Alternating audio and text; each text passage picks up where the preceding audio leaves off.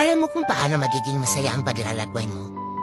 Dapat kontento ka at marunong kang magpasalamat sa lahat ng ibibigay sa inyo sa paglalakbay. Mapapagsubok man yan o kaligayahan, magpasalamat ka. At syempre, sa paglalakbay mo, dapat alam mo kung sino ang isasama mo. Kasi ang dami-daming gustong sumama. Pero ang di ba dyan, gusto lang talagang sumama para makita kang bumagsak at matumba habang ikaw ay naglalakbay. At pipilitin kang hihirain para hindi mo makuha ang gusto mo makamtan. At syempre, dapat sa paglalakbay, kahit anong mangyari, pipiliin at pipiliin mo pa rin maging masaya. Para at least, darating ang araw, nakamtan mo na ang gusto mo makamtan, naabot mo na ang pangarap mo.